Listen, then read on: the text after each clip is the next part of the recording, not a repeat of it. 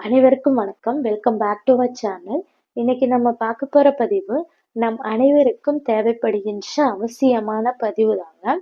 நம்ம ஒவ்வொருவரும் அனுதினமும் இறைவனிடம் வேண்டுவது நாம் ஒன்றாக வாழ வேண்டும், நமக்கு பிறகு நம்முடைய தலைமுறையினர் நன்றாக வாழ வேண்டும் என்றுதான்.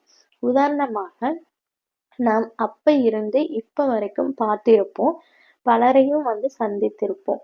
வாழையடி வாழையாக அவங்களோட குடும்பம் பார்த்தீங்கன்னா நல்ல ஒரு நிலையில ரொம்ப அமோகமாக வாழ்ந்து கொண்டிருப்பதை நம்ம பார்த்திருப்போம். இதற்கு முக்கிய காரணமாக பித்ருகளின் ஆசீர்வாதமும் தலைமுறையினரான தோஷம் எதுவும் இல்லாததா என்று சொல்லப்படுது.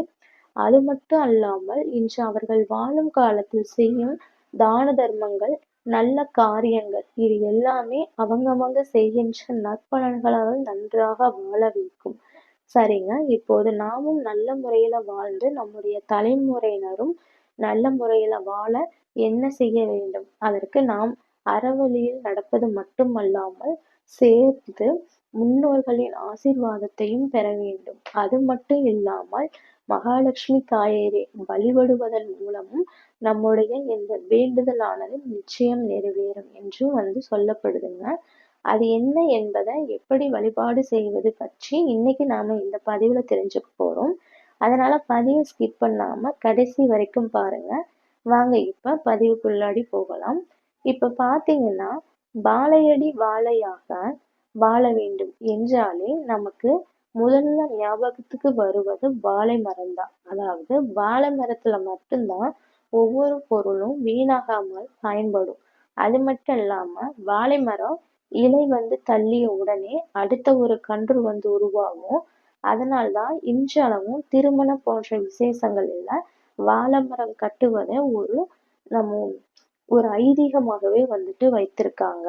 இந்த வாழை மரத்தில் உள்ள வாழைப்பூவை கொண்டுதான் நாம் இப்போது இந்த பரிகாரத்தை நம்ம செய்ய போகின்றோம்.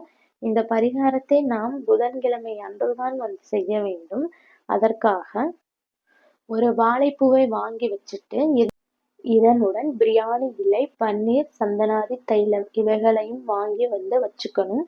இந்த வாழைப்பூவை சுத்தம் செஞ்சு அதுல உள்ள பூக்களை மட்டும் தனியாக எடுத்து வச்சுக்கணும்.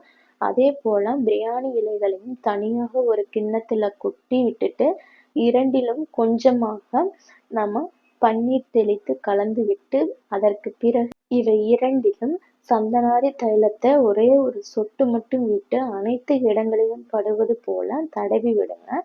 அடுத்ததாக இதை மாலையாக கட்டணும். முதலில் 2 வாழைப்பூவை வைத்து பூ கட்டுவது போன்று நம்ம கட்டிக்கணும். அடுத்து ஒரு பிரியாணி இலை, 2 வாழைப்பூ, அடுத்து ஒரு பிரியாணி இலை, 2, இப்படி முழுவதுமாக நம்ம கட்டிக்கணும். இந்த மாலையை உங்க வீட்டில் அருகில் உள்ள மகாலட்சுமி தாயார் கோவில் இல்லைன்னா நாராயணர் கோவில் இப்படி சென்று நம்ம சாற்றி வழிபடுவது ரொம்பவும் விசேஷம். இந்த மாலையை சூட்டி வழிபட்ட பிறகு மாலையை வீட்டிற்கு நம்ம கொண்டு நம்ம வீட்டு பூஜை அறையில இருக்க நம்ம சாமி படத்துக்கு போடணும். அதுவும் நீங்க மாலையை கோவில்ல சாமிக்கு போட்ட உடனே வாங்கி போட்டுறக்கூடாது. சிறிது நேரம் தெய்வத்தின் மீது அப்படியே இருக்கட்டும். அதன் பிறகு நீங்க வாங்கி உங்க வீட்டு பூஜை அறையில இருக்கும் மகாலட்சுமி தாயார் படத்திற்கு மாலையை போட்டு விடுங்க. இதே போல அடுத்த வாரம் புதன்கிழமையும் மாலை கட்டி கோவிலுக்கு கொண்டு சென்று சுவாமிக்கு சாற்றிய பிறகு வீட்டுக்கு கொண்டு ஏற்கனவே இருக்கும் பழைய மாலையை நீங்க எடுத்து ஒரு கவர்ல போட்டுட்டு அதற்கு பிறகு நீங்க கொண்டு வந்த மாலையை பூஜை அறையில சுவாமிக்கு போட்டு விடுங்க. இது போல நீங்க 18 வாரங்கள் செய்ய வேண்டும். இந்த வாழைப்பூக்களையும் பிரிஞ்சி இலையையும் நீங்க நல்லா காய வச்சு வீட்டுல நீங்க சாம்பிராணி புகை போடும் போது அதுல போட்டு நீங்க யூஸ் பண்ணிக்கலாம். அப்படி செய்ய முடியாதவங்க நீர்நிலைகள்ல கொண்டு போய் சேர்த்துடுங்க. இந்த பரிகாரத்தை நீங்க புதன்கிழமை காலையில 6 மணி முதல் இரவு ஒரு 7 மணி வரைக்கும் உங்களுக்கு எப்ப நேரம் இருக்குதோ அந்த டைம்ல நீங்க கோயிலுக்கு போயிட்டு செய்துட்டு வாங்க. இந்த பரிகாரத்தை தொடர்ந்து நீங்க செய்ய செய்ய உங்களுடைய செல்வ நிலை உயர்ந்து நல்ல முறையில மாற்றம் ஏற்படும். இதனுடன் உங்களுடைய அடுத்த சன்னதி இதற்கான பலனை அனுபவித்து நல்ல முறையில வாழ்வார்கள். இந்த பரிகார முறையில நம்பிக்கை இருக்கிறவங்க நீங்களும் இதை போன்று வழிபட்டு நல்ல முறையில வாழுங்கள். இந்த பதிவானது பயனுள்ளதாக இருந்திருக்கும்னு நினைக்கிறோம்.